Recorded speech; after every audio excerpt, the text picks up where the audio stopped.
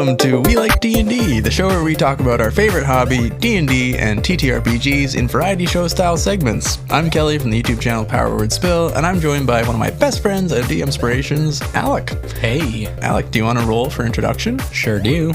It's a nat 1. Oh no. No. Well, I can't introduce myself now. Yeah, it's just silence. I think you just leave. Yeah. Your mic explodes in front of you and just dead air. You're off the podcast. I'm so sorry. Well, you know what really happens on nat 1s in real life for me is someone else introduces me and they introduce me as Alex. Yeah, for sure. Okay. And they butcher my last name too. They often do. This is Alex Harder Sunford. Eki, fatang, boing. That's at least a 3 introduction. At least you got a last name. We're also joined by my long-term roommate / wife, Loren. Hi. Loren, would you like to roll for introduction? I'd be happy to. If you roll in that one, I'm going to be by myself here on the podcast. It's a 9. Okay, you can stay. It's 5% off average. Just below average. Wow. That's usually where I find myself. Strive to be. That's my comfort zone. 5'9.5". Is that how tall you are? No, 5'10". and a half. Okay, that's how I introduce myself. I stick my hand out, introduce myself, and nobody asks, but I tell them how tall I am. And it's just kind of like a weird anecdote to say when you're meeting someone for the first time. Hey, Loren, 5'3". I'm 5'4.5". How dare you? It's great when you have to put the half in your height. Well, thanks, Loren. I didn't ask. Moving right into Show and Tell, which is our first segment today, where we each bring something TTRPG related, probably, that we're interested in, that caught our eye, and share it with each other, and then talk about it. Who would like to go first? We were talking about this before we started recording, that we're all very excited about the things that we brought. So yeah, who wants to go first? Okay. I have 2 TTRPG systems. Whoa. Would you like to hear about magical girls or JRPGs? Immediately magical girls. Magical it girls. Has to be magical Yeah, girls. Absolutely. Okay. I didn't even hear the second one. I just turned you right out after the first thing. I brought in Girl by Moonlight by Evil Hat Productions. Excellent. I'm really excited about it. I heard about it on Reddit. Okay. And I checked it out on DriveThruRPG, and it only had 9 reviews. Wow. So maybe this is new to you and new to listeners. Yeah, definitely new to me. Girl by Moonlight is a game about struggles and triumphs of a group of magical girls resisting an oppressive society. It explores the heartbreak of denying who you really are and the transcendent power of relationships and community. Aww. Wow. I love that. And magical girls is a shorthand. Your character doesn't have to be femme presenting. Okay. But magical girl obviously is a genre. And this is Oh, that's new to me. like Sailor Moon is a magical girl. Okay. Where do I start? There's this idea, and it's baked into the mechanics, that when a magical girl casts off the compromises of their day-to-day life and embraces their true self, they transcend, taking on a new form and tapping into the power they need to change the world. But when the responsibility and expectations become too much to bear, their light is overwhelmed by inner turmoil and they fall into an eclipse, making fatalistic choices, giving into doubt and fear, and turning away from their lofty ideals.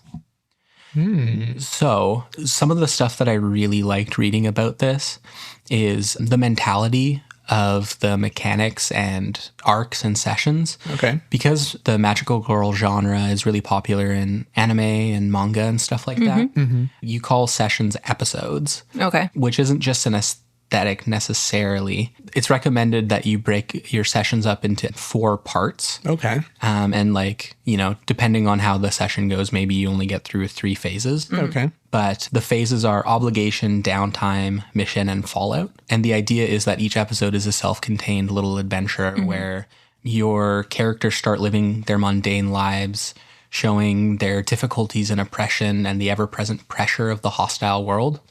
And then they find some moments of solace and hope during downtime, despite the pressures of that first phase.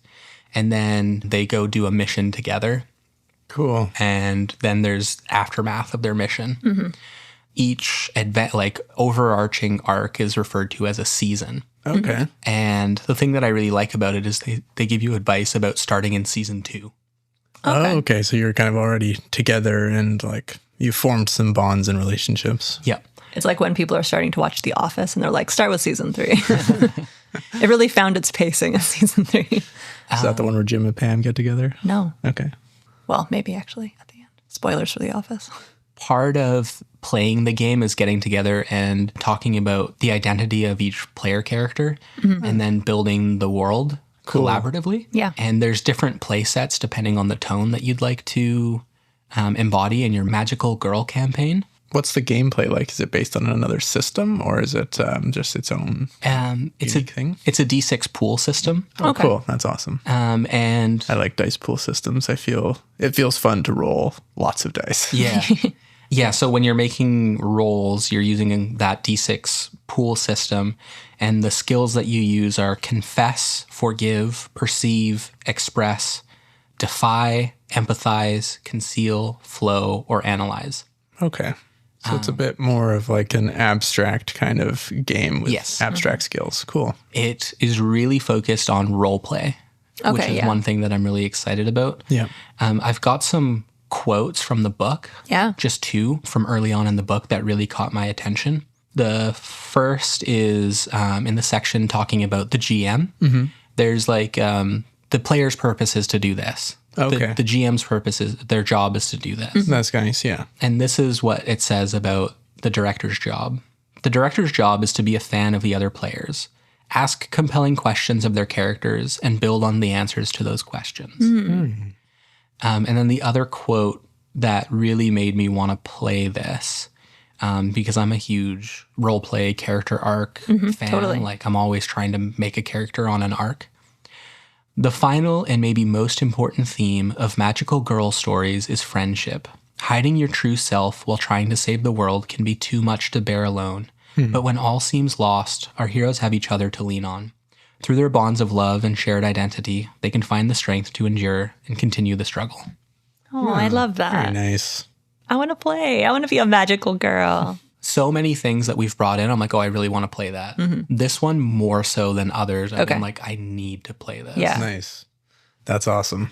I'm very much looking forward to that. We haven't really played one of those more kind of TTRPG systems with more abstract skills and things Yeah. like that, like really role play heavy. So I would be really curious to try that out because I think it could go either way. Like I definitely like some of the rigidity of combat in D&D and like that there's, a list of things I can do and I pick from this list. So I'd be curious to see how I handle both sides, being player and GM of like really getting into that zone of give and take and collaboration of like, here's the idea I'm putting out, and then the GM taking that idea and that flow back and forth. I think I think that's probably a practiced skill. Totally. And what is the magic like? Like, where is the magic of magical girls? Where does that come in? The magic in the system is something that I haven't explored a ton of. In lieu of classes, there's like archetypes, and each archetype comes with like different like character kind of maybe abilities or, or stuff like that. So you can be the enigma, you can be the defender, you can be that sort of thing. Yeah, cool. And so there are like, it's not all just super abstract. There is some guidelines for sure. But it's one of those systems that is, it's a dice pool system. Yeah. Yeah. So you're leveling up by gaining more dice in each of your skills to throw. Yeah. So with those types of systems that are like more simplistic, you can really build out the magic however you want. Yeah. Is there a monster codex that comes with the TTRPG, or is there some example monsters or something like that? There's some examples for sure, but one of the things that you do as part of session 0 when you're creating the world is you create the villains and monsters together as well. Oh, cool. Yeah. And then you can kind of mechanically like look at the examples and kind of paste your flavor on top. Which I really love because to me, like mechanics of monsters, like stat blocks and stuff like that are very easy for me to do on the fly. Right. But the world building of it is something that I really like collaborating on. Totally. And I think as good old Michael Shea says, players are going to be more invested in the world if they help build it. So. Yeah. That's super true. Like one of my favorite worlds we've ever played in is the world that our friend runs for us. And she has let me run mini adventures in her world and help let us contribute to the world building and stuff like that. And it's Totally. It feels really alive and I feel really invested in it. Absolutely. Anyways, Wow, that's very cool. that's Girl by Moonlight. And you said it's available on Drive-Thru RPG, and it's how much? I believe it's about $17 Canadian. Nice. That's awesome. For a full system, that's cool. And do you roughly, like, how long is the page count? What kind of time investment are you looking at? I believe it is like 150 pages. Okay, that's not too bad. Cute art. Very cute art. Love it. Nice. Wow, that's awesome. Well, I can't wait to play it. Yeah, when? Tomorrow? Alec committed to running it here on the podcast. You know what? I'll run it. You guys gotta throw out the other campaign I'm running, but I'll run it. We don't have to throw it out. We can do both. We can pause. We can do it all. All right, I'm excited to hear what you two have brought. Who's next? What's going on, Loren? Me or you? Why don't you go? Okay, great, because I'm really excited. I was just going to say that I was going to go, but then I was like, oh, that's poor taste. So I'm glad that you said it. He had to ask his wife for permission. I've got 3 mechanics that I'm very excited about for Critical Role's new TTRPG, Daggerheart, or a TTRPG about getting revenge on Shakespeare. I'm really interested in Daggerheart. We're in Canada, and CBC actually did an article on Daggerheart. Oh, really? Did they? Oh, cool. Oh, wow. I had tried to get my hands on it. It is sold out everywhere immediately, including on Critical Role's own Daggerheart website. And they've started their new campaign, and apparently that's boosted their viewing numbers. So it's been a big success so far, but we'll see. Critical success. Critical success. Anyways, so yeah, I did have done a quick peruse of the SRD, system reference document, which they have put out on daggerheart.com, and it's freely available. So I would absolutely recommend going to check it out for free. It's a pared down version of the full book. They even have print at home cards for all. Nice. That's getting into details. I've cherry picked 3 things that I'm really excited about.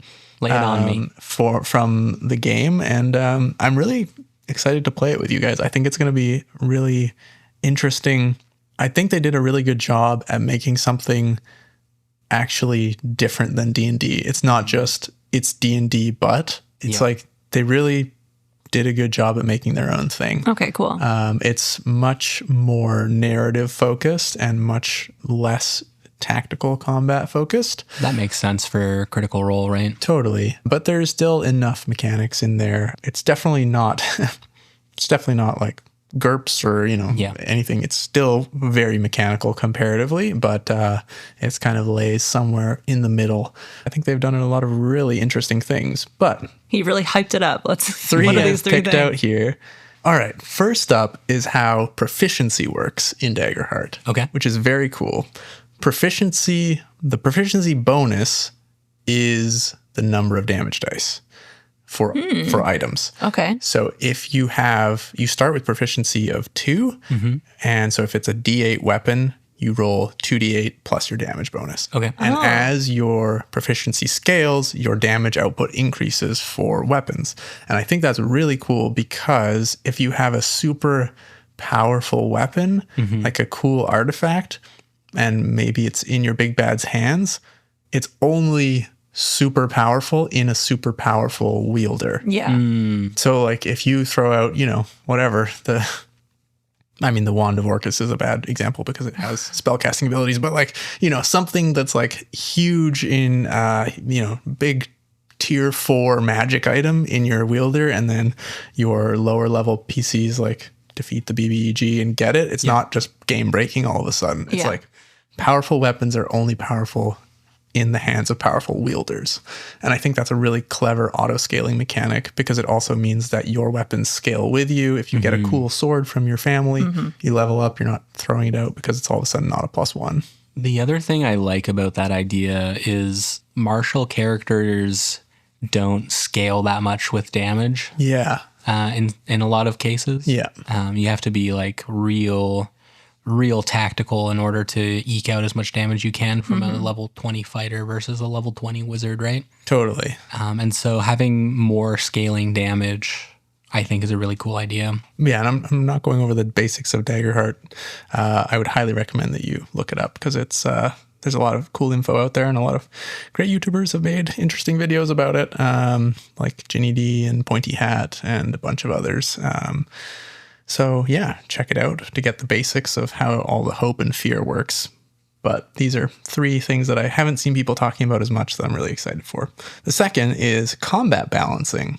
Okay. Just like in Flea Mortals, it felt like a lot of stuff was kind of inspired by Matt Colville's Flea Mortal style monsters, and I'm sure that Matt also took inspiration from other people to develop that. So, but that's where my familiarity ends. So I'm definitely not accusing anyone of stealing from them or anything. It's just I think they took inspiration, and I think that's awesome because I think he did a really good job with that. Yeah, I mean, also, like, there's only so much you can do in terms of mechanics for games without getting wild, so there's probably a lot of parallel thinking out there. Absolutely. Yeah, so monsters are broken into types, like bruiser, support, minion. They also do have minions, which take any damage they die.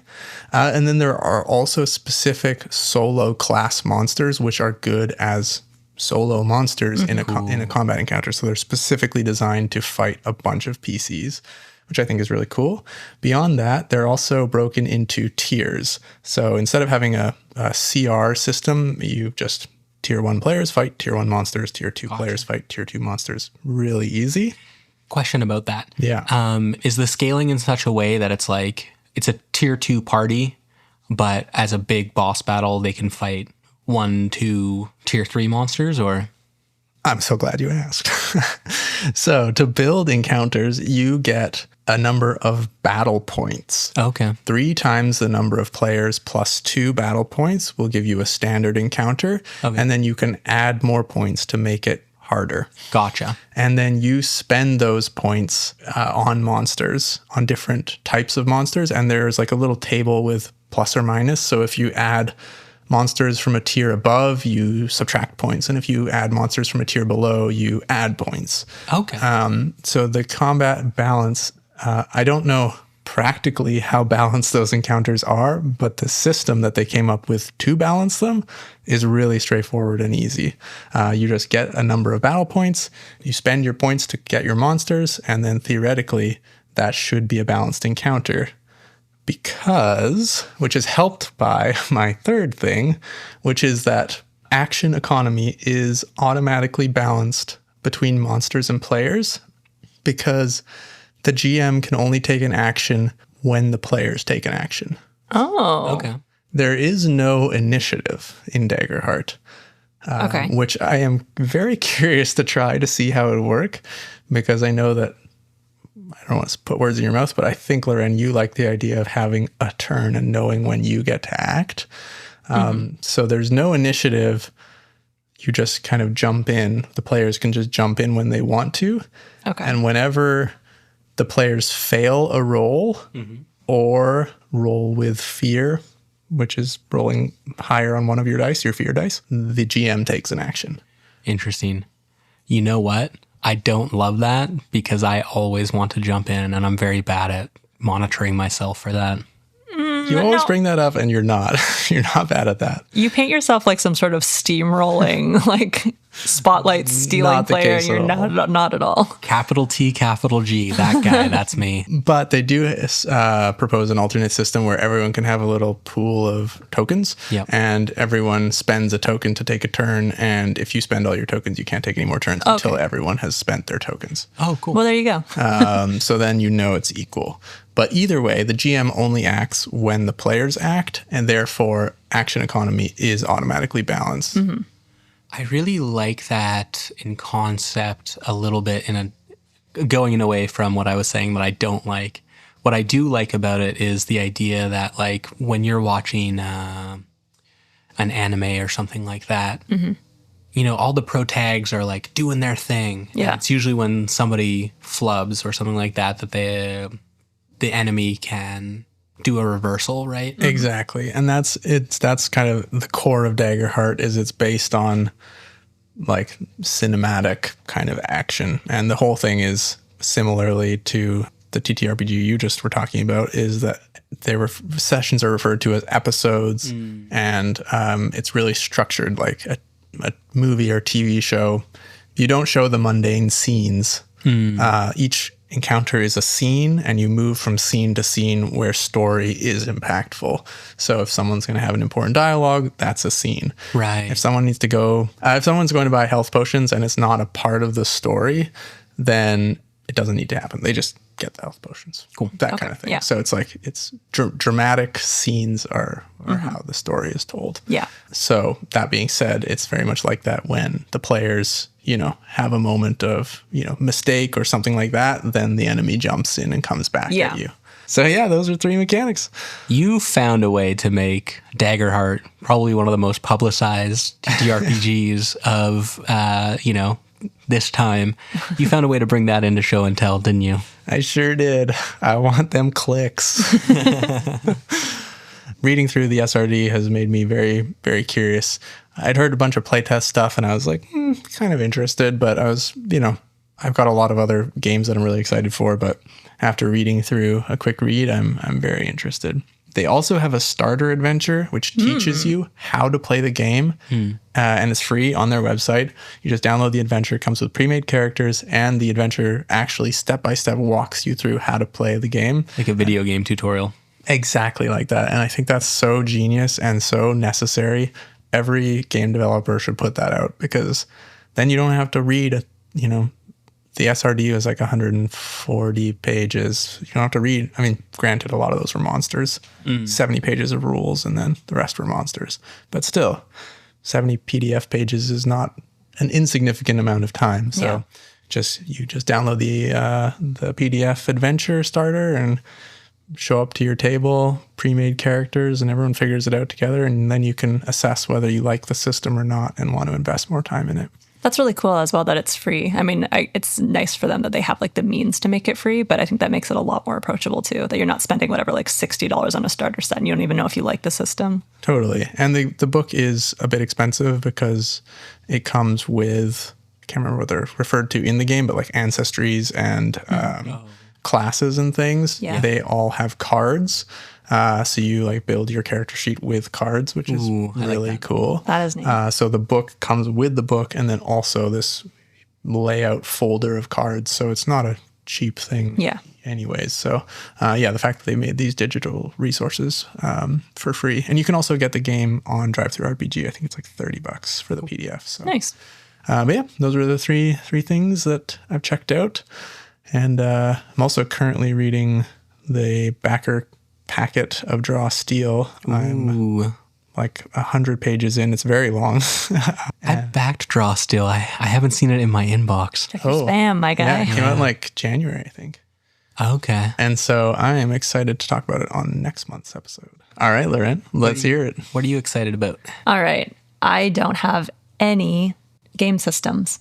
Do you want to hear about 100 ways to make road travel a little more spicy, a little more interesting? Yes. Or a free homebrew class that might be the best version of a pet companion class? Oh, don't do that to me. I'm still going with travel for me. The player in me wants to hear the class, but I'm a DM at heart, so let's hear about travel. Okay.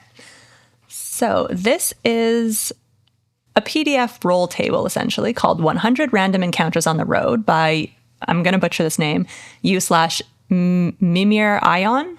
All right. From the subreddit D&D Behind the Screen. It is a free PDF with a D100 roll table full of random encounters that you can add in the next time your players are traveling on the road. Nice. The document is, I think there is a Google Drive link to download it, and there's also like a printer-friendly version that doesn't have any art on it. Oh, nice. That's great. The document says that they're all easily modifiable. There's like a bunch of different encounters, and they vary in length as well. So there's some that are like a pack of wolves, and some are like social encounters. There's like, so social encounters, there's combat encounters, there's mysteries with little plot hooks that you can add in for like minor encounters you can spend on later in your adventure. And that's valuable. Yes. Yeah. And some ways to get some minor magical items, which is just kind of fun. I don't want to spoil anything too much, so I'll just read a couple of my favorites, and maybe they will happen to come up in your story. So one of them is called Blast from the Past.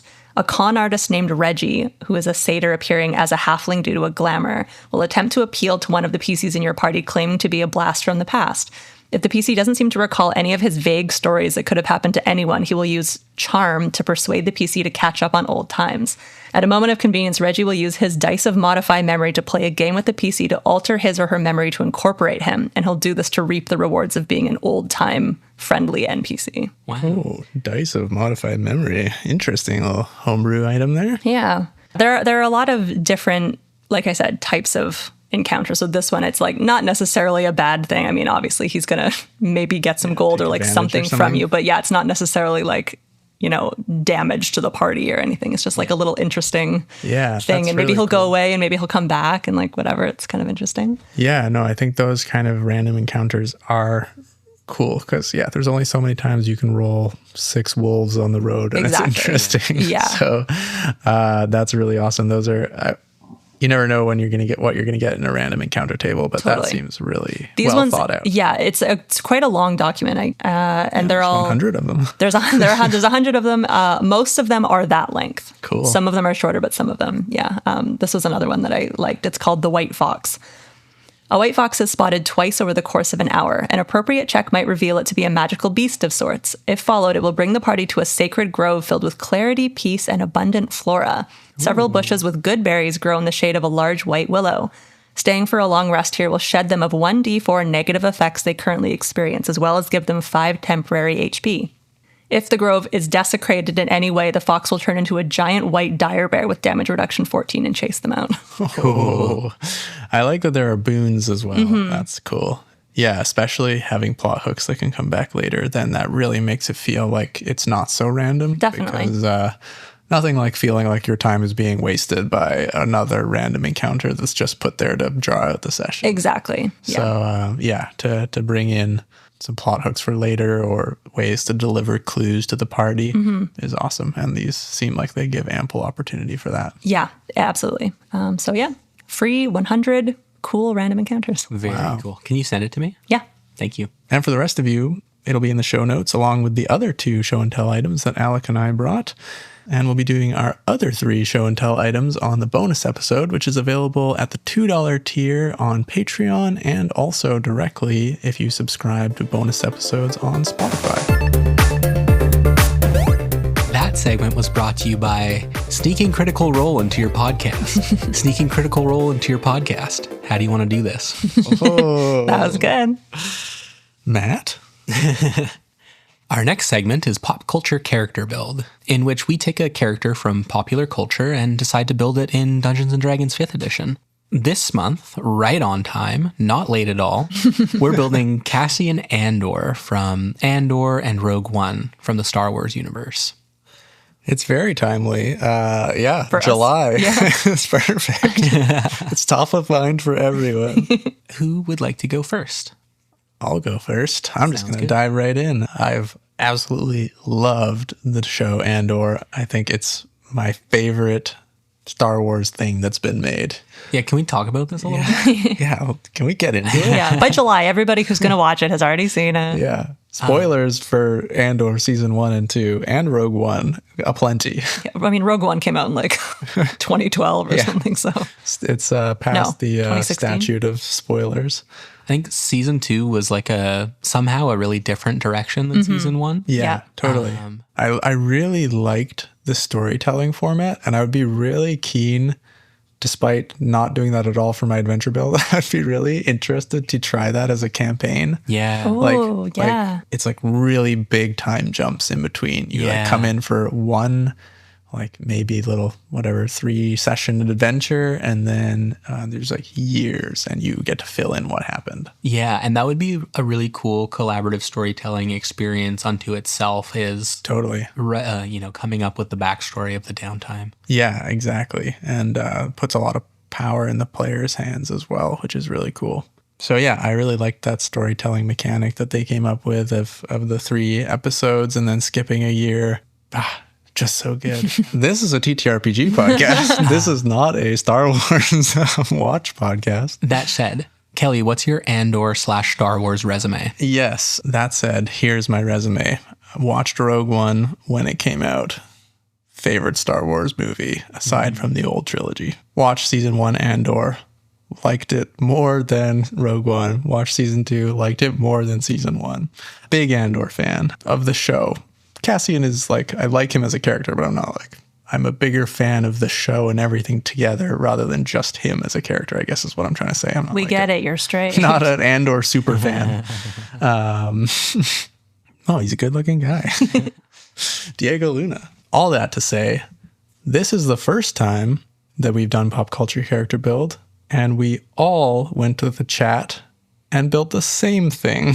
We had similar ideas. Yeah. Yes, So every time up until now, we've come to the chat and been like, oh, I'm building a wizard. Oh, really? Okay, weird. That didn't occur to me at all. We all put the same thing in the chat and then had to revise. So I revised away to an artificer. Ooh. I can see the vision already. Yeah, the thing I locked onto was that Andor has a big robot friend and also has a little robot friend, K2 and B2. Can I pitch a name for him? Yeah. Cassian Andor-inspired. Well, I already have a name. He's called Noondor. Worse than last one. How about Cass again Andor? Oh. He's my character, so he's named Noondor. All right. Battlesmith, Artificer. Let me walk you through it. I'm actually really happy with this build, and he's really cool and he can do a lot of damage. So Love that for you, Let me Cass. tell you about my dad. He's really cool and he's very powerful. and he's has a great car, and it's really cool. And he has a cool name. He has a cool name, Noondor. Basically, it's a sneaky, kind of stealthy artificer who's like deception, stealth, Okay. but also outputs a lot of damage. So for my proficiencies, I took investigation and sleight of hand. I took smith's tools because artificer, so gonna need the smith's tools. For the artificer infusions, I did the first one repeating shot because Andor's got a laser gun that doesn't have ammo, so your crossbow. Call the blaster, It's a Kelly. blaster. Blast them. Kelly's never seen anything. Wait a minute, I've never seen Andor at all. Second one was enhanced defense. Not really thematic, just mechanical because it's good. Pop it on K2SO. True. So that gives you a +1 to your AC if you infuse it into armor or a shield. And then I did replicate magic item, mystery key. This one's kind of cool. You stick it in a lock, and there's a 5% chance it'll open that lock. Interesting. Any lock. And when it does, the key disappears. That's cool. So Cassian's doing some like lock picking and snooping around and stuff. So I figured that was just a fun thing that you could enhance and replicate magic item. And it means you can make it again every day. So if it disappears, you can make it again. Right. Very cool. So you have a 5% chance of opening any lock, which is pretty cool. And then at 5th level, you get extra attack, which is obviously huge. And 3rd level, you get the Steel Defender, which is, so the big idea behind the Battlesmith was big guy K2 and a little guy B2. Don't you mean K-new? I do mean K-new.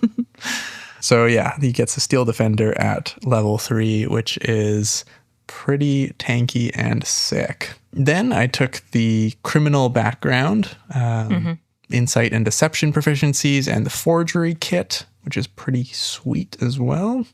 Nice. It also gives you alert. By the way, this is a 2024 background. Oh, okay. So it gives you alert, the alert feat, which is awesome for initiative because Cassian's pretty quick on the draw. Yep.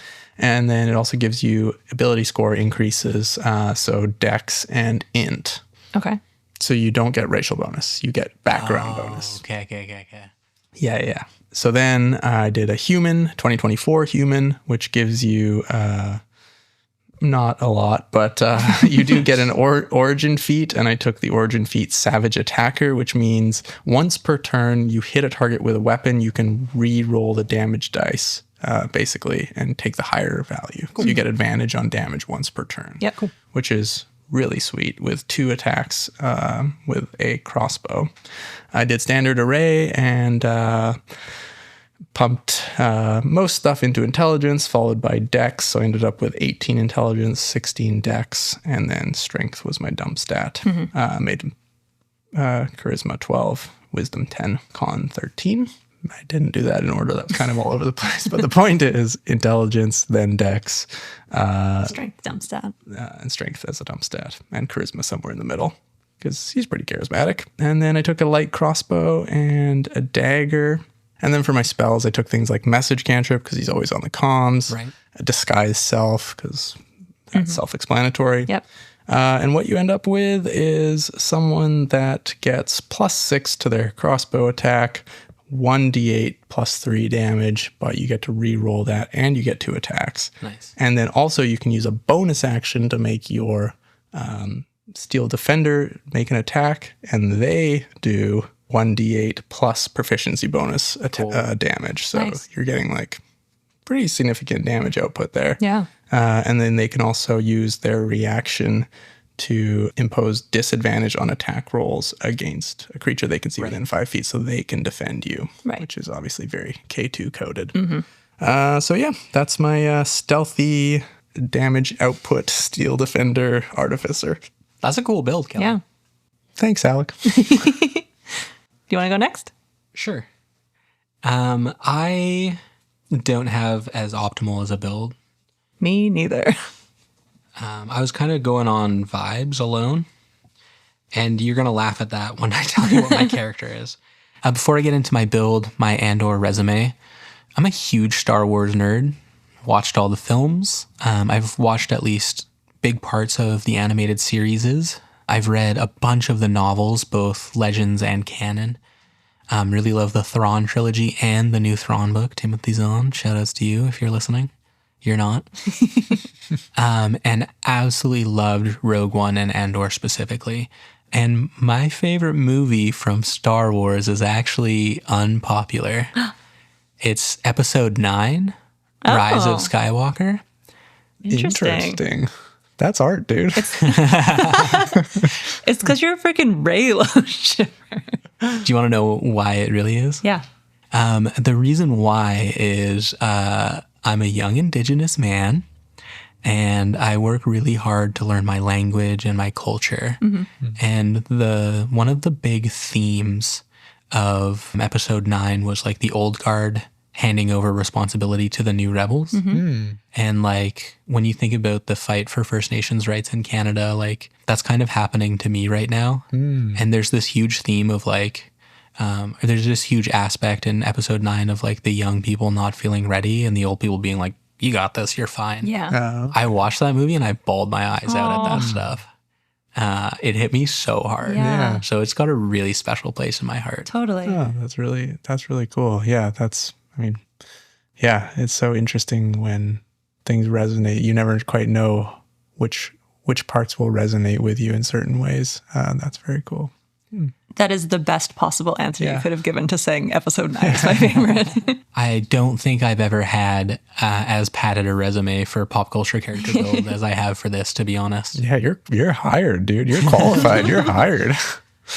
I've built Cassian Andor the Bard Ooh. because I Very think cool. he's extremely charismatic. That's so interesting. I was considering a bard. Yeah, definitely is charismatic for sure. So I built him in classic D&D rules or 2014 D&D rules as a variant human. Okay. Yeah. And as the feat, I took crossbow expert, which takes away the loading aspect of a yeah. crossbow, and made him mainly use hand crossbows Yeah. for damage. Dual wield. Yeah, for sure. Sick. But one of the things that really drew me to Bard is the half proficiency, jack of all trades, Yeah. as well as expertise. Yeah. I think that Cassian Andor is fairly good at a lot of stuff. Yeah. And I gave him expertise in deception and perception.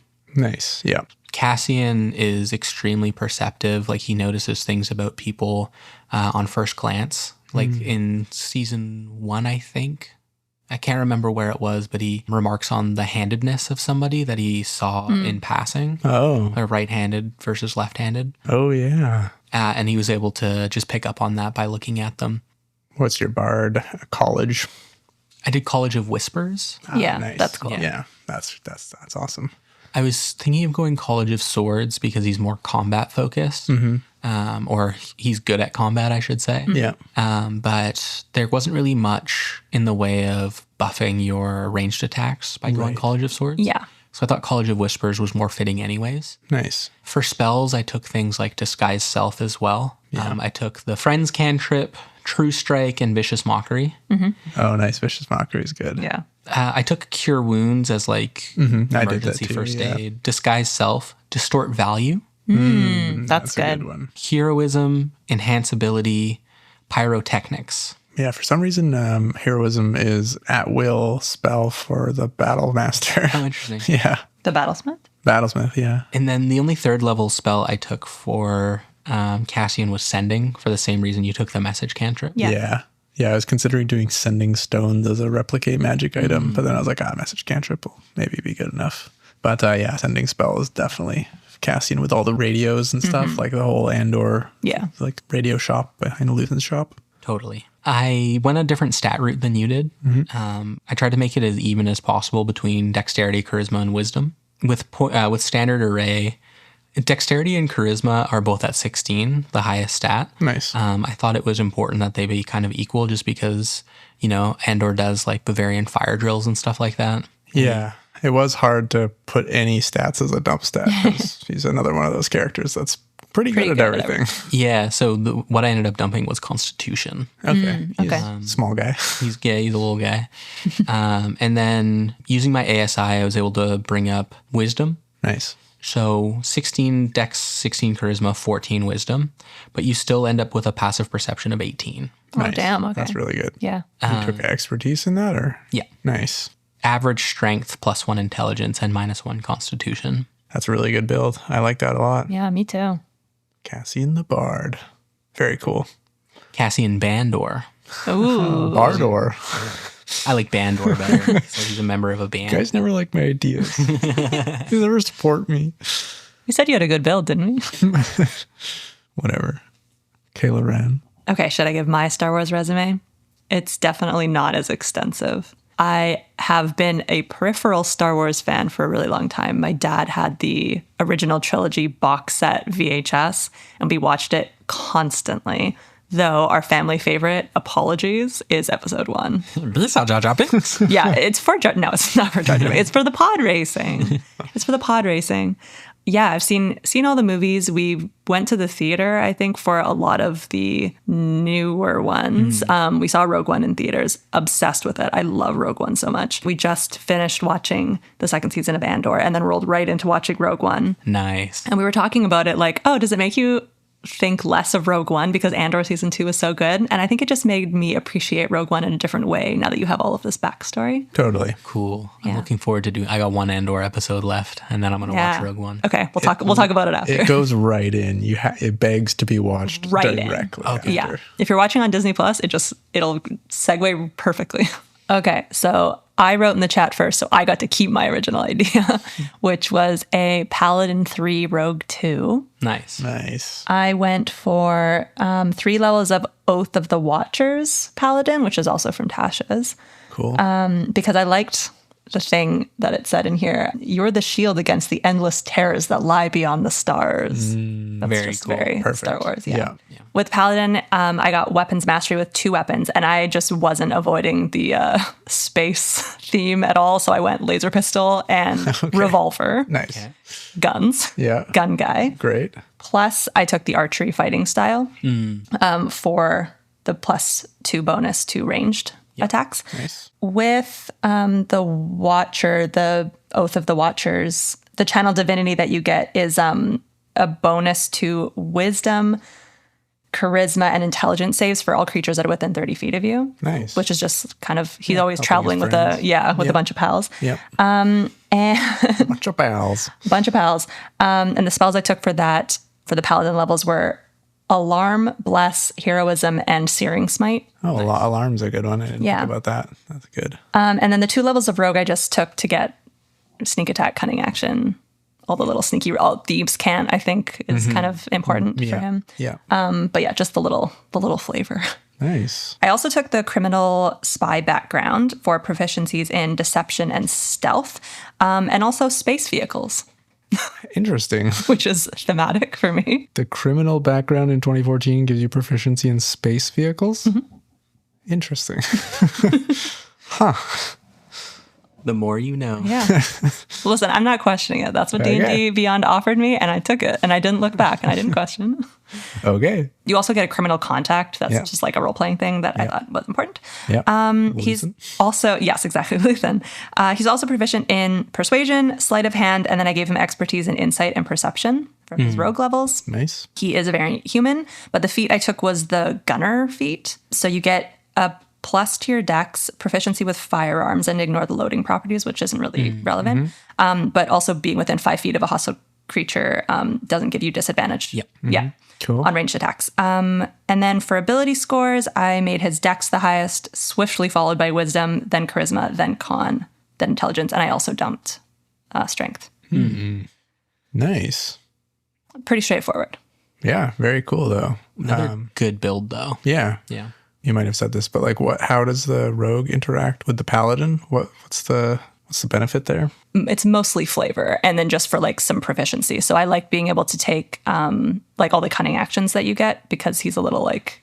Oh, but I guess you do get sneak attack, Yeah. which is sick, and on your smites as well. Sneak attack, and then like bonus action dash and disengages, which I think is useful. The thieves can't, really just for flavor, but I like having that. And then there were some like proficiencies that came with being a rogue. Nice. Because, I mean, that's a pretty, I think, popular multi-class, right? Rogadin. Rogadin. It's not unpopular. Yeah. Yeah. Yeah, nice. That's sweet. Good build. Good Thanks. builds all around. Yeah. Good Andors. And over on the bonus episode, we will be building an Andor-themed adventure. Yeah. So Well, yeah. Andor/Rogue One/Star Wars. a Star Wars-themed adventure that may or may not involve these Andor builds. Yeah. So If you want to check that out, it's available on Patreon and on Spotify. that segment was brought to you by Yavin 4. Yavin 4. Felt cute, might start a rebellion later. What you yabbing about? Not related to what you said. Not at all. And now it's time for a segment called First Impressions, where we give our honest opinions on a TTRPG we've played for the first time, discussing what we liked and didn't like about character creation, skills, and the system as a whole. And today we're talking about The One Ring, a TTRPG set in the world of Middle-earth based on the very famous works by J.R.R. Tolkien. That's right. True to my promise. It was the One Ring starter set was the next thing I ran. It was. I said that on the podcast, and I stayed true to it. It was very fun. We played it. Yeah, us, the three of us, and a bonus friend. Yeah, and we played it actually the night before recording the previous episode. And I think we referenced it on the previous episode as well. And so now that we've had some time to collect our thoughts, we're going to share what we did and maybe didn't like about it. But just as a quick, brief overview of what the system is, and I should caveat this by saying we're giving our impressions on the starter set, which is what we played. There is a full game called the One Ring RPG, and then there's also the One Ring 5e adaptation as well. Yeah, and we just played the one session. That's right. So real first impression. Real first impressions. We didn't even get into combat, but I will share a bit about what combat looks like, because I did read what that looks like, but I haven't had the chance to play it yet. Just in case we decided to get into combat during this first session. There were the opportunities for it, I'm pretty sure. Yeah, if we didn't play our cards right, it might have happened. Yeah, we could have fought that owl. Or the dog. Yeah. Or the people at the Pipeweed convention. Oh, yeah, right. There was the Night Watchman.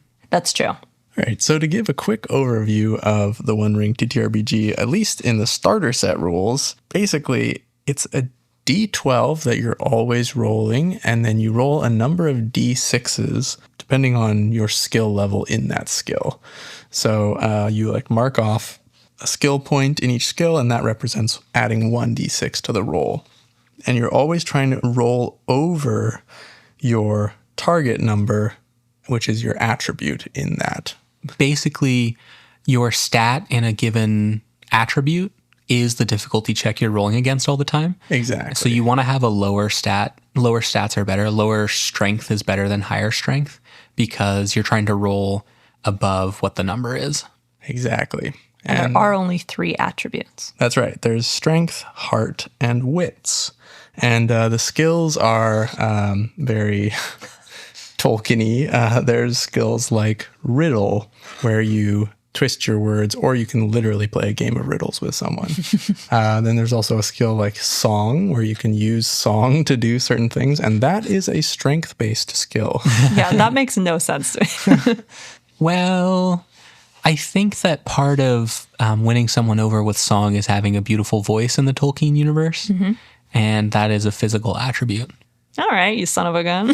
I'll hear you out. And I can read you what they say about that. Hobbits and men, elves and dwarves, even goblins and maybe orcs, all creatures of Middle-earth celebrate by playing music and singing songs. Great deeds and grim misfortunes are remembered in verse, and pleasant or comic stories are told to ease spirits and find comfort. The song skill is used to recite poems, sing songs, or play instruments suitable to a character's culture. It can also be used to learn new works or create original compositions. Well, that doesn't shed any light as to why it's a strength-based skill, but that is nice. Okay, we'll go with Alex. Sounding even more like a wit skill now. But overall, we've collected our thoughts about what we did and maybe didn't like about the system. To kick it off, I liked how simple it was. Yes. Definitely. Really easy to pick up, especially obviously with the pre-made characters in the starter set. But just overall, the rules booklet that comes with the starter set is very thin. I read it on the couch in an afternoon. It was awesome. They call it a booklet. Yeah, too. it is a booklet. Yeah. Not a book. Very unintimidating to dive into. Really simple system because it's just, you're just making basic checks, and even combat is quite basic. So everything is pretty easy to learn. And how was it learning? Because we didn't do any prep work. You just kind of showed up and played.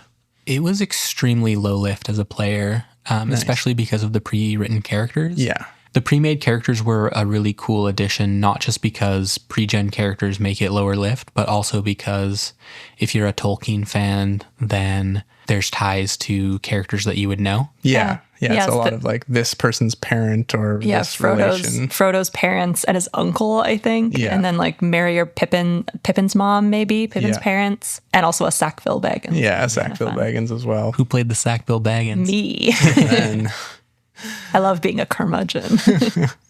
But I think even if you're not a fan of Tolkien, I mean, like we played our friend, she's seen them, but I don't think she would consider herself like a big Lord of the Rings fan. And she just got a kick out of like her character art was really cute. And she was like a young little hobbit and she thought that was fun. So That said, you're probably not buying the One Ring if you're not a... It's true. But that is to say that you could entice other people to play, and you don't have to be like, hey, so if you're a fan of Lord of the Rings, you'll love this, because even if you're not a giant fan of Lord of the Rings, you'll probably still have a good time. On that note, the starter set first adventure is all taking place in the Shire. Yeah. And the vibes of playing in the Shire are impeccable. Immaculate vibes. For sure. And just the whole... So yeah, the starter set is a series of 5 Hobbit adventures where you're doing things for Bilbo Baggins.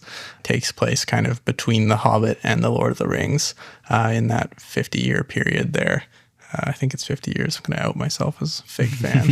But yeah, it takes place in the Shire. You're playing hobbits. They're little hobbit kind of hijinks and adventures. So overall, it's tonally quite light, which I think as well makes it easy to get into, especially for newer TTRPG players. So yeah, definitely you don't need to be a fan of Lord of the Rings, and you don't need to have played TTRPGs before. The beginner adventures are really basic, but in a good way. Yeah. Yeah. How many pages was the adventure we played? Yeah, maybe 8 pages. Yeah. Yeah. Really just like simple layout. Here's some information. Here's a little challenge. Here's the DC. I'll let your players be creative if they come up with a different solution, basically. And I think you didn't roll at all. Exactly. Yeah, that leads me to another thing that I really liked about the system is that the GM basically never rolls unless you're in combat, because the players declare that they want to do something, they pick a skill, They are encouraged to justify unusual skills. If they can justify it in a way, then you approve it. And they roll against their own target number. So they're like playing by themselves, basically. It's great. Yeah, we even had a moment where we were trying to ford a river and things went awry. Yeah. And our friend pitched you on using their song skill in order to help the situation. Yeah. And they were basically, they justified to you that the song would hearten us and that would help us with our swimming or whatever it was. Yeah, it was something to do with like the rhythm, I think, maybe. Yeah. That's right. Yeah, exactly. And it's very much baked into the rules in the book that it's, let your players be creative with the skills. And yeah, it makes it easy because they do define kind of examples of each skill and what it might be used for, but there's a lot of freedom to interpret them how you wish. So yeah, that just makes the environment more collaborative. Definitely. Cool. I really liked the way the dice pool system worked. There was like the proficiency level that you talked about where you add D6s to your dice pool, but then there was also like a sort of expertise of sorts. Yeah, I think it's called like a favored roll. Yeah. Yeah, basically like advantage. You get advantage on the D12. Yeah, that's right. And something about the D12 as well. It's like, it's a D12, but it's kind of a D10 in that there's like, the numbers go from 1 to 10. And then there's like the Eye of Sauron, which is like a crit fail. And then Gandalf's Rune, which is an automatic success. Yeah, it is a D12, but yeah, you can crit fail and crit succeed. And then on your D6s, if you roll 6s and succeed, then you add to your success as well, which I thought was cool. That's right. So you could succeed with an extra bonus if you crit on any of your D6s. And if you crit on the D12, then you auto succeed. And if you crit on the D12 and one of your D6s, then you auto succeed with bonuses. So there's quite a sliding scale of success, which is cool. Another thing that I really liked about the starter set was just all the materials. Like the paper character sheets were filled out. They were designed to look like they'd been filled out by hand. Yep. I loved that. Yeah. And the map? The map, this big Shire map, double-sided end of Middle-earth. Just everything, the paper materials were awesome. There's a whole lore book about the Shire, which is probably my favorite part about the whole thing, because it's just like a setting guide for the Shire, and it's just fun to read all that lore. The rules booklet, very short, maybe 30 pages. The adventure booklet, also pretty short. Yeah, everything's short, but just packed full of great information. And I think it was just like, it seemed like it was rules light enough that you don't need a ton of info on mechanics. Totally, right? yeah. Yeah, and we didn't get into combat, but the combat is also very simple. It's kind of interesting the way they did it. So basically you can choose to either be in melee or in range, and that's it. There's 2 states. If you're attacking from range, you can attack ranged or melee combatants. And if you're attacking in melee, then you're only attacking melee combatants. Right. And then you're just paired off basically with one. Each character is paired off with one monster, and you just go against rolling against their target number to hit them. And the way that stamina works, it's like it is stamina and not HP. So you're dodging attacks. And if you actually do get stabbed, then you're out of the fight, basically. Right. And you can like sustain injuries and wounds and stuff from combat. If you get stabbed and you go down, it takes weeks to heal. So it's very much like a slow kind of game where you're going to be, it's a little bit more brutal, and combat is brutal, and it's incentivizing you to avoid it. How does that, well, I guess you're incentivized to avoid it, but how would that work in, like, for example, Moria, when they're getting stormed in that room, like when there's more enemy combatants than there are player party combatants, when you can't just pair off 1-to-1? Yeah, but they do get an extra attack, I think. I'm not exactly sure because I haven't read in any of the more in-depth system. The adventure basically only had a couple combatants, so you're kind of always outnumbering your combatants, or the player characters were outnumbering the NPC combatants. But I think even if there's not equal numbers, I don't know who it defaults to attacking. I guess maybe that's GM discretion. But yeah, it made it very easy because you're just straight trading blows with one character. Oh, so I guess it being paired off 1-to-1 isn't like a hard mechanic. It's just... No. It's just like you pair off and then you trade blows with one person. There's not really like a movement strategy at all.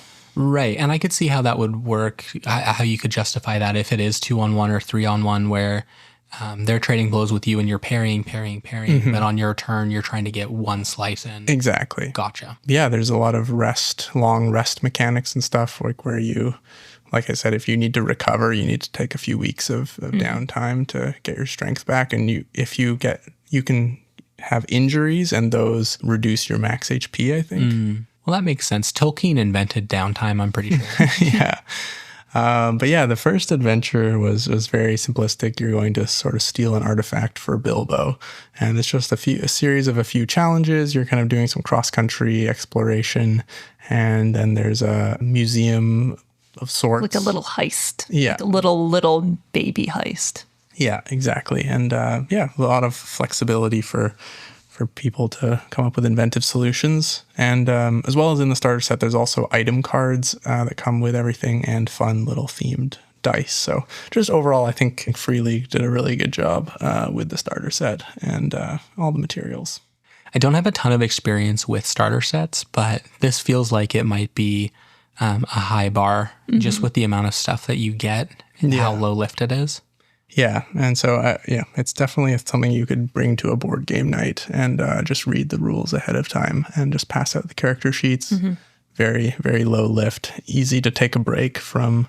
And that was the other thing I really liked. It was a nice break from D&D. Reading the rules were really refreshing and straightforward, and it just kind of reinvigorated me a bit with the TTRPG hobby. It was also a very short little session. I think it was 90 minutes maybe. Yeah, maybe. We had time to hours. Hang out afterwards. Yeah, no, we definitely could have played another adventure if we wanted to. Yeah. But it was, just a nice casual kind of game night thing. There are a few things that I didn't like as much in the system. Wait, I have one more thing that I did like though. Speaking of creative ways to solve problems with the skills, I just want to talk about the owl really quickly because there was an encounter. Again, I don't really want to spoil anything, but there was an encounter with an owl basically that's terrorizing this farmer's donkey. Yeah. And the farmer's like, yeah, you can stay in my barn for free if you can get rid of the owl because it's freaking out my donkey. And so I guess the options are scare the owl away or I don't know, try to fight an owl. Right. But our friend, I think it was our friend who decided to use courtesy, I'm pretty sure. Yes. And she was just polite to the owl and just asked it to leave. And the owl just okay. And then flew away. Yeah. And what's funny about that is I feel like they thought it was a ridiculous suggestion, but it's actually in the adventure text as an option to be you can use courtesy and politely ask the owl to leave, reasoning that there are, other better mice out in the wilderness. So you make a courtesy roll and here's the DC. So it was just funny that they thought it was kind of an outlandish suggestion, but that's absolutely right the book, vibe of this Tolkien kind of world. Yeah, which is kind of fun. It's Tolkien-y, fairy tale-y, kind of just wholesome little Hobbit adventure, which is nice. Yeah, and that being said, that is kind of one of the things that could be a con, though, is the fact that it's set in such a known and beloved world that you might be afraid to invent or change things in it, which I think is one of the beauties of TTRPGs for the players to kind of just invent things or you to kind of make stuff up off the cuff. But I think being the fact that it is in Middle-earth, some people might feel hesitation to invent things or be like, oh, that's not how it is in the Shire. It's like this, and then kind of kill that creative flow. So I think you have to kind of go into it with the mindset of this is our Shire, not Tolkien's Shire. Well, you could also think of it in the sense that you're playing in someone's song about the Shire. Right. Where the narration isn't exactly reliable and that person didn't exactly do this. But this is how it was captured in song. Yeah, that's a good way to put it and a very Tolkien-esque way to put it. Yeah, so I think just there are pros and cons in playing. Obviously the setting is baked into the system. You're probably not going to play the One Ring TTRPG in a different setting. Yeah. The other thing that I noted was that, combat is, again, a lot of these could be pros, could be cons. The combat is very simplistic. So if you prefer a more strategic combat, then this might not be for you. But it's if you're looking for something to take a break and something a little bit more rules light, this can be a nice little break for you. But just know that it's not as strategic. Yeah, I think I read that it's meant to be more like broad strokes and like specific blow by blow combat, which is just like a different style, I guess. It's also like really internally consistent. You know, Aragorn isn't necessarily doing really strategic stuff. Yeah. He's hot and he's swinging his sword really good. Yeah. That's exactly how I would describe it. Yeah, exactly. So yeah, no, it definitely takes that narrative approach to combat for sure. So taking your con and just saying that one of the pros is it really captures the essence of Tolkien's Middle-earth, I think. Yeah, for sure. And then the other last point is, just like a lot of these systems, there is skill progression, but not a lot of ability progression. So if you're looking to run a longer campaign, you can increase your skills and level up that way, but there's not the same kind of leveling system that other TTRPGs have. So again, could be a pro, could be a con, but just something to know. But overall, I am so happy that I think Loren got it for me for Christmas. I did, yeah. Last year or 2 years ago. Oh, rough, because I was going to ask how much it was. I actually don't remember. But whatever it was a good deal. I would pay a significant amount of money for it. Yeah, I don't know how much it was, obviously, but it seems like really good value. Yeah. What you're getting in that box. Yeah, for sure. And overall, it was a great break from D&D, and I think it would be an absolutely awesome intermediate TTRPG if you wanted to run a few short little adventures if you're new to GMing. It's like really low lift and easy. If you wanted to just run something while your GM is prepping the next arc, you just show up with the pre-made characters. Everyone just has a laugh playing some little hobbits, and it's a fun little game night activity. Definitely easy entry gateway drug to TTRPGs for anybody who is just even peripherally interested in Lord of the Rings as well. Exactly, yeah. If you have some big Lord of the Rings fans that are not in the TTRPG world yet, this would be a great entry point as well. Yeah, got him. That segment was brought to you by short guys with big hairy feet. You know what they say about big feet? Lots of hair. Incredible. And now we're going to play a little game that we made up called 2 DMs, 1 Player, where Alec and I take turns DMing for Loren, and we try to get her to say a secret word. We each have 3 60-second opportunities to DM for Loren and to try and make her say the secret word. If we get her to say the secret word, we get 1 point. And if we say the secret word or any part of it, we get -2 points. With that out of the way, Loren, get out of here. Kick rocks. Get the fuck out of here. Always so rude to me. I have to go home with you at the end of the day. I've got a spare room. Okay, let's roll for the word. 18. What is 18? Door. We have 1, 2, 3 listener-provided words in the table that we're very excited to get to, but not today. All right, Loren, come on back. Okay, let's roll to see who's going to go first. High or low? High roll goes first. High roll goes first. That's a 15. I brought my bounciest silicone dice, so we have to wait quite a while. I have. Oh, you have regular dice. 11. 11. Sorry, you're not going to get that nice dice ASMR today. I forgot my dice box. We'll edit in post. I won't. That was my dice sound effect, in case you couldn't tell, because it was so weird. C-. I've already forgotten what the door was. Fuck. 15. Oh, what the word was? Yeah. Okay, I can't help you with that. Do you remember now? I remember. Yeah, we're good. Okay. I remember too. Okay. I think we're good. Okay, great. Bad start for me. Okay, before we get going, Loren, who is your character and what are they doing? I'm going to be playing a tiefling bard named Rachel. And she's going into town for a mani-pedi because her nails are in rough shape after a weekend of gardening. Okay.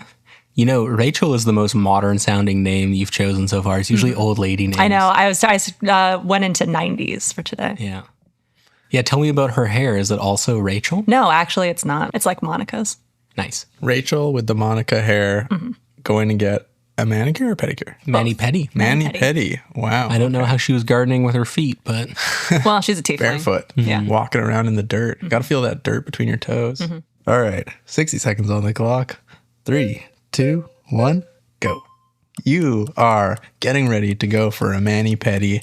You've been gardening all weekend. So relaxing. So relaxed. What kind of things are you growing in your garden? I am probably growing, tulips and daisies and maybe like a couple of rose bushes. Nothing out of the ordinary. She doesn't have the greenest of thumbs. Okay. A little green She's a brown purple thumb. tiefling. Okay. With purple tiefling with green brown thumbs. As you head into town on your way to a new salon that you've heard about but you've never tried before. You've heard that this is like the best salon that has ever existed. And I'm going to treat myself. You're going to treat yourself. There is a catch, though. It's very exclusive. You arrive to the exterior. Can't figure out how to get in. What the heck? Where's the door on this stupid modern building? you look around and you do see one on the side. Okay. What are you going to do? Maybe I'll go There's over. someone standing in front of it, Oh my God. and he looks apathetic. Oh. Okay, well, Rachel is not me. I would be too nervous to do that. But Rachel will go over there and be like, hey, how do I get in? Do you work here? Do you work at this salon? Yeah, I work here. Why else would I be standing here? I don't know. You might be loitering. But anyway, how do I get into this building? I have an appointment. He gestures behind him, Perfect. Thank you so much. and you go and you twist the handle, and it's locked. Oh, sorry to bother you again. The door is locked. What do you mean? I show him. I start twisting it. Yeah? And? So I can't get in. You said you had an appointment. Uh-huh. So go in.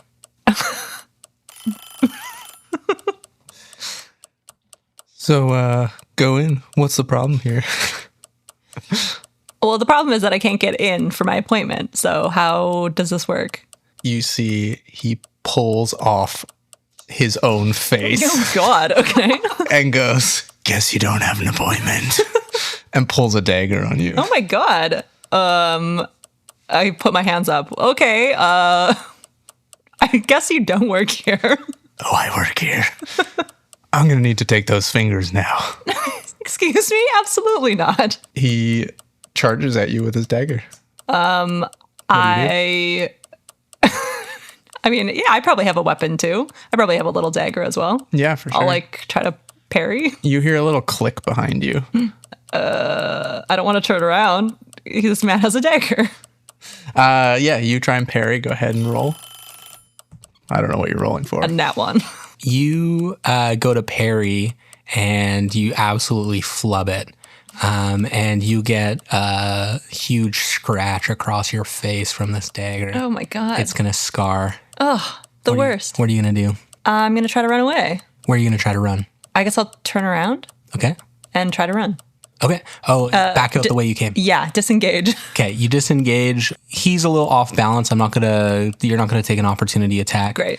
And he says, "Hey, what's the problem? Don't you have an appointment?" And he's gonna freaking chase right after you, bud. Are we in a busy part of town, or is it further out from the center? It's a little bit out of the center of town, but it's not super rural. Okay. Yeah. You go running into the street, and it is sparsely populated, though. Okay. But other people are around. Yes. Okay.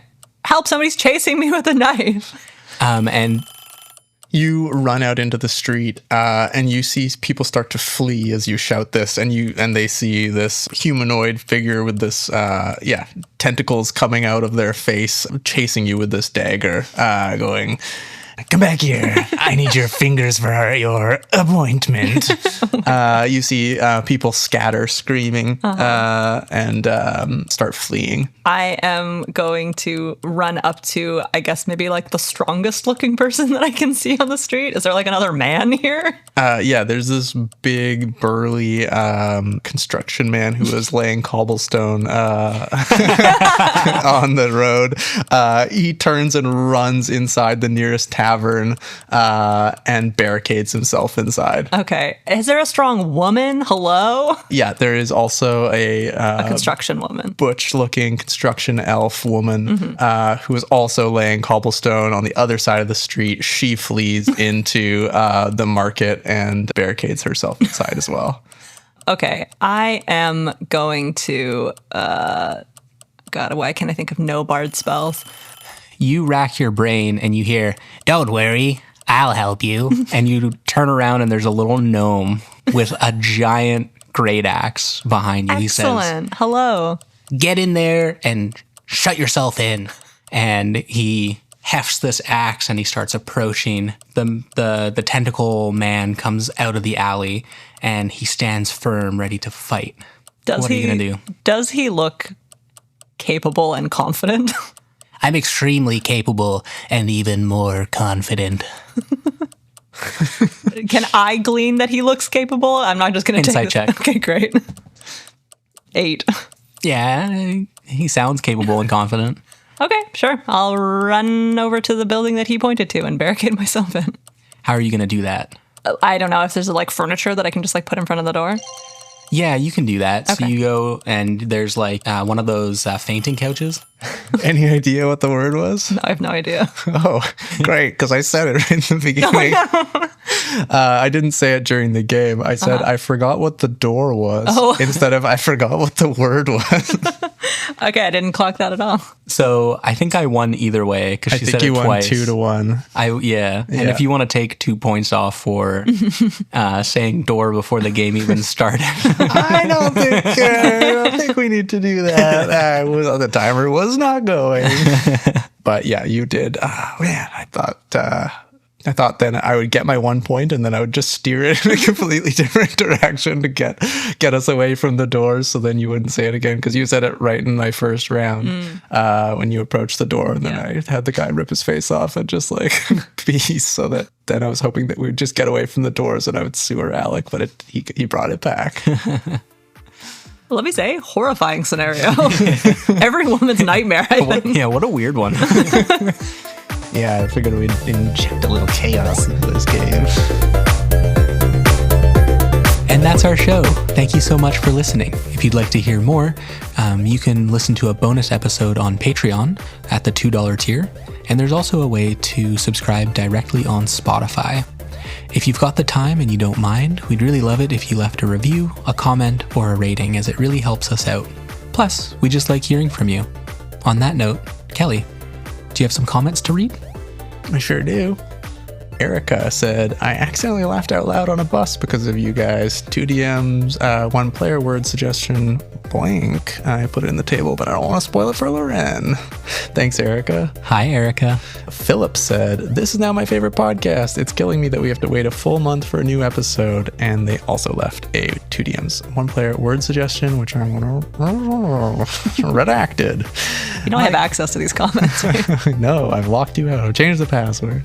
Michael said, "I feel honored for the shout out for the word submission. Thank you so much for your comment, Michael." And we also got a review on Apple Podcasts from Eric in AZ.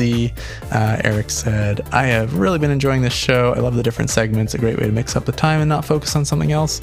But my favorite is probably show and tell. It's awesome to discover new resources." And Eric also left a word for the word bank, which I will redacted.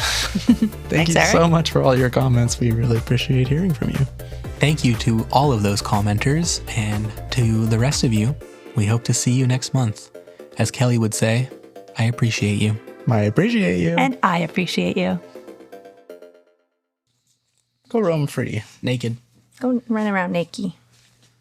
And if I forget to take that out, we're talking to the dog. We're not talking to Kelly. Here you go, Kelly. Take your clothes off and run around in the backyard. Actually, I do have a fun anecdote. I'm waiting. I don't know if this is podcast appropriate. Well, maybe I'll make it podcast appropriate. When I was a really little kid, my parents were a little bit granola, and so they always used to let me run around naked in the backyard. And one day, some people spreading the good word came door to door and were just so horrified. This feral naked child running around in the backyard, and they never came back. We were from a small town, and you usually saw the same people again. They never went to our house again. Incredible. We were beyond saving. I don't think you could consider yourself a feral child, though. You were like pretty mild-mannered, I think. I don't know. When the clothes came off, Wild Kelly came out. Yeah, the difference is you've never seen Kelly naked before. Yeah, you're right. That's true. I haven't. Yeah, maybe one day if I'm lucky. You've never seen me naked in the sandbox. It's a whole other thing. Anyways, TTRPGs, Alec.